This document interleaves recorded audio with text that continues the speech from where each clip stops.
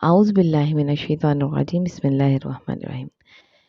मेरी तमाम यूट्यूब देखने वाले को मेरा सलाम और अल्लाह ताला आपको अपने हिफ्ज़ो अमान में रखे। आज मैं जिस टॉपिक के साथ हाजिर हुई हूँ वो है गुस्ल करने का तरीका। आज मैं औरतों के गुस्ल की बात कर रही हूँ। औरतों के लिए कौन से 3 गुस्ल होते हैं? गुस्ल नफास, गुस्ल हैज़, गुस्ल जनाबत। गुस्ल हैज़ सब औरतें जानती हैं कि हैज़ के दिनों से फ्री होने के बाद, पीरियड्स के फ्री होने के बाद जो गुस्ल होता है उसे गुस्ल हैज़ कहा जाता है। गुस्ल नफास जब औरत बच्चे को पैदा करती है और 40 दिन के बाद जो गुस्ल करती है उसे गुस्ल नफास कहा जाता है। और इसके बाद बारी आती है जी गुस्ल जनाबत। गुस्ल जनाबत क्या होते हैं? जो दोनों मियाँ बीवी हम बिस्तरी करने के बाद गुस्ल करते हैं उसे गुस्ल जनाबत कहा जाता है। गुस्ल करने का तरीका क्या है? तो चलते हैं जी इस्लामिक तरीके की जानिब। आपने सबसे पहले अपना उल्टा पाँव अंदर रखना है वॉशरूम के, और फिर उसके बाद आपने दुआ पढ़ लेनी है वॉशरूम जाने की। ये जो तरीका है वो नबी पाक सल्लल्लाहु अलैहि वसल्लम का है और सुन्नत तरीका है।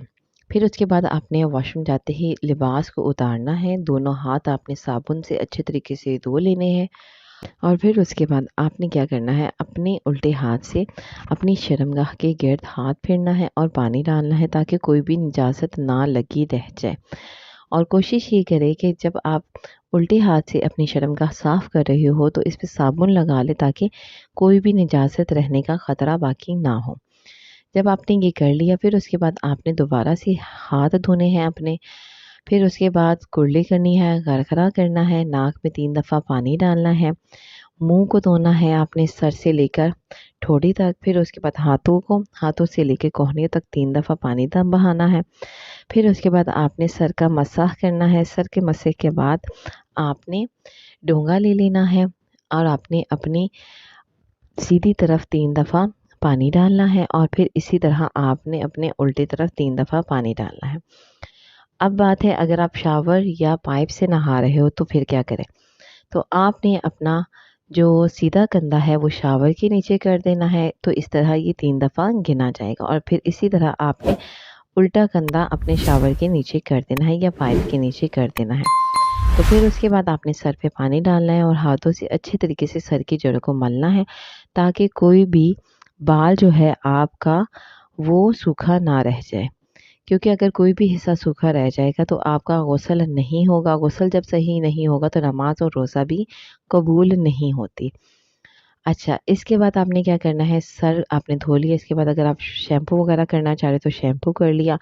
फिर उसके बाद आपने अपने उल्टे हाथ से शर्मगाह के गिर्द रानों को अच्छे तरीके से धोना है ताकि आपका कोई भी हिस्सा खुश्क ना रह जाए। क्योंकि बहुत सी ख़वातीन जो हेल्दी होती हैं, मोटी होती है, उनके यहाँ तक पानी नहीं पहुँचता। इसलिए आपने अपने हाथ को गीला करके पानी डालना है और ताकि कोई भी बाल तक भी आपका सूखा न रह जाए।